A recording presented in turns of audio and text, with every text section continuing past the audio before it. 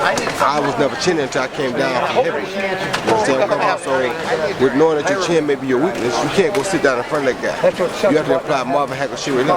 Move around, stay away from him, move around, stay away from him. You get a chance, punish, punish, punish, get back on your bike.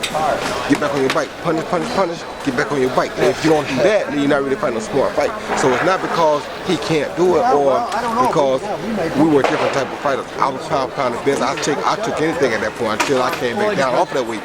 You know what I'm saying? So it's like he's a different fighter, but he has a lot of heart. And he's a good fighter, good long range fighter. So use that range, use those legs, use those arms, keep the distance. It's like, learn from your mistakes. When you fought Danny Garcia, you fought the wrong fight. You should never trade it with Danny Garcia until late in the fight.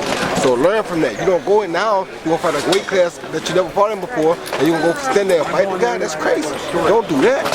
Unless the guy stands out and box you and give you your room. If he does that, then of course you're going to box him. You box his ears off like that, but don't stand there and try to trade with him. What's a bigger fight for Canelo at this point, Triple G or fighting Pacquiao if he decides to go keep going? Come on, it's quite obvious. Fighting Pacquiao is a bigger fight for him. And then you got to think about it like this, man. Triple G is probably a bigger guy than Canelo. Pacquiao not. Pacquiao's a flyweight coming up to junior welterweight. Junior middleweight.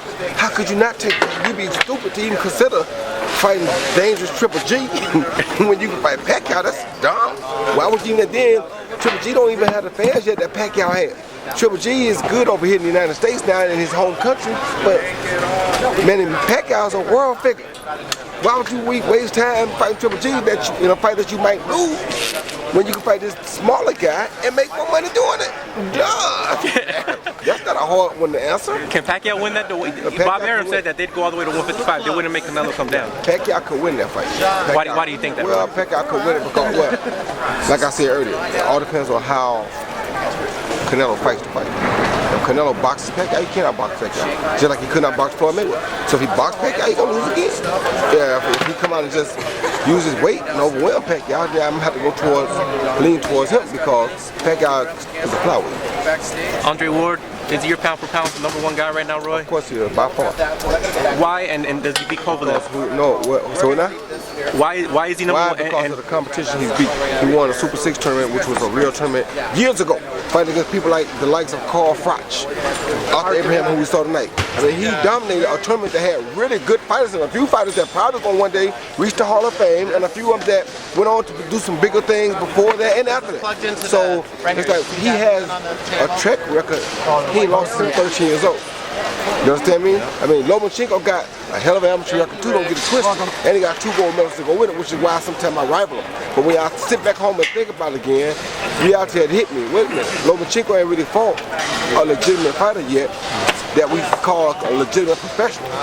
This man has beat guys that we thought are great champions. He dominated them like they were nothing. Most of them don't even want to fight him no more. So when you look at the real statistics, you got to give a man his credit. That man fought whoever came his way and dominated him. So you can't say he ain't the best pound for pound right now. And will he beat Kovalev? I don't know. That's a tough fight for him. I think if he has it his way and he gets one more fight between the fights, it'll make it really tough for Kovalev because if he gets in his groove, he's a hard dude to beat once he gets in his rhythm. And he's very good at changing guys, making guys fight a rhythm that they don't want to fight. That's what he's best at. And if he can get Kovalev into that groove, it's gonna be a problem. What I did see, I saw how can he get Kovalev a little bit in that groove for a little while. He couldn't keep him in it, but he was able to take him into it and then Kovalev would get out of it. When Hopkins would take it back into it, then he would get out of it. So we'll have to see what happens. Do you think HBO moved Ward up to protect Triple G? Huh? Do you think they moved Ward up to protect Triple G? I work for HBO. I can't make a statement like that. Come on, dog. In your prime,